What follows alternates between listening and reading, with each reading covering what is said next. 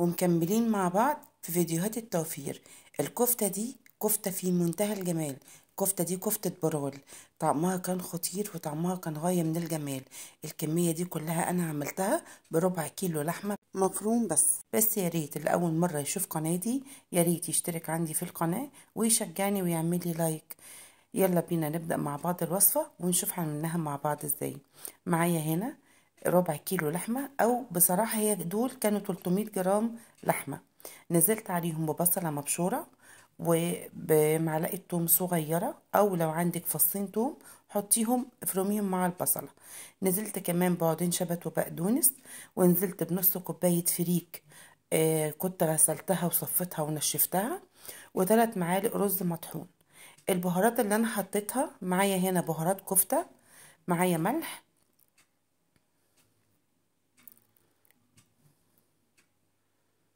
وكمان حطيت فلفل اسمر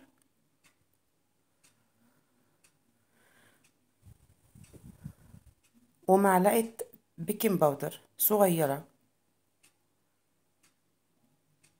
تمام كده، ورشة من جوز الطيب. جوز الطيب مع اللحمة بالذات بتدي طعم حلو قوي، بتنقلها في حتة تانية خالص. هنبتدي بقى هنا ندمج المكونات كلها مع بعض لغاية ما الفريك يتداخل هو والرز مع اللحمة. اعجنيها كويس جدا لغاية ما تتسبغ معاكي وتوصل للشكل اللي انتوا شايفينه ده. وطبعا الكفتة يفضل ان هي تكون مفرومة وشين مش وش واحد، عشان ما تبقاش خشنة معاكي وانتي بتشكليها. هنبتدي هنا نصبعها. ده حجم صباع الكفتة اللي انا عملته. في ايدك ان انتي تصغريه او تكبريه، بس هو الحجم ده كان مناسب لان هي لسه حجمها هيتضاعف.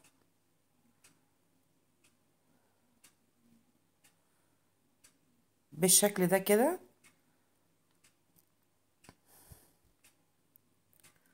ودي الكمية اللي طلعت معانا من الربع كيلو لحمة اللي احنا عملناه مع بعض. يلا بينا بقى نشوف هنعمل في اللحمة دي ايه وهنسويها ازاي. معايا هنا طاسة سخنة، ويفضل ان الطاسة دي تكون تيفال عشان ما تلزقش منك. ولو مش موجودة عندك تيفال مفيش مشكلة، اي طاسة ألمونيا ادهنيها دهنة زيت بسيطة وانزلي بالكفتة بالشكل ده. انا مش هحمرها، انا يدوبك هاخد لون بسيط خالص عليها، يعني يدوبك اديها لون بسيط بس صدمة بسيطة لغاية ما تبقى معايا بالشكل ده كده. وهقلبها على كل الاتجاهات تتشمع بس معايا مش اكتر من كده. بالشكل ده كده.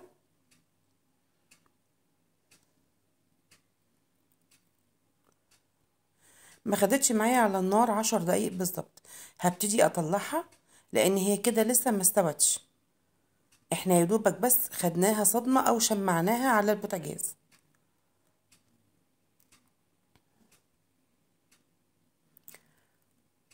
هنا بقى نزلت بحبة زيت، ونزلت ببصلاية صغيرة مبشورة،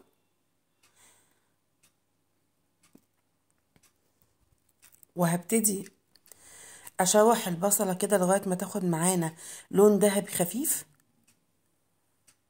بالشكل ده كده. وهنا نزلت بمعلقة توم مفروم، معلقة صغيرة مش كبيرة قوي، يا دوبك برضو تقلبتين.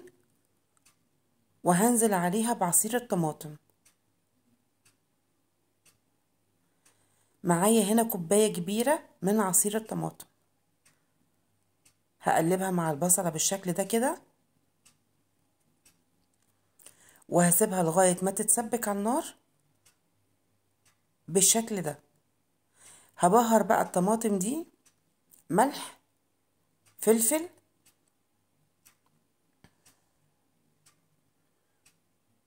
ممكن تحطي كمان رشة جوز الطيب، وحطيت كمان كبابة صيني.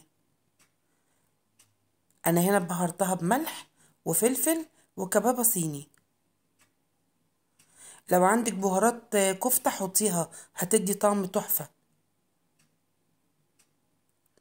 نزلت كمان بكوباية ونص مية. وبعد كده هبتدي ان انا انزل فيها بالكفتة. هنا انا كنت لقيت حدق الطماطم ما كانش مظبوط، فزودت حبة ملح كمان، ونزلت بالكفتة في قلب الدمعة بالشكل اللي انتوا شايفينه ده، لان هنا البرغل كان لسه ما استواش، ولا هو ولا الرز المطحون اللي احنا كنا حطيناه، فالدمعة دي هي اللي هتسوي معانا الكفتة. هغطيها بقى واسيبها على نار عالية لمدة 5 دقايق تغلي كده، وبعد كده هوطي عليها لغاية ما تتشرب خالص من الدمعة بتاعتها، واتأكد ان هي استوت بالشكل اللي انتوا شايفينه ده. هنا بقى خلاص كانت استوت معايا، وبحاول اخلي فيها صوص. الصوص بتاعها ده بيبقى طعمه تحفة، بتاكلي معاه اي حاجة، ممكن تاكليها بعيش، ممكن تاكليها برز بمكرونة، بس بجد الكفتة كان طعمها خطير، وكان طعمها تحفة بجد والله العظيم. يا رب تجربوا الوصفة دي وتعجبكم ان شاء الله، وبجد هي وصفة موفرة، وكل الكمية دي طلعت معانا من ربع كيلو لحمة بس، والكفتة دي كمان ممكن تعملوها في العزومات. يا رب يكون الفيديو عجبكم، وتشجعوني وتعملوا لي لايك وسبسكرايب.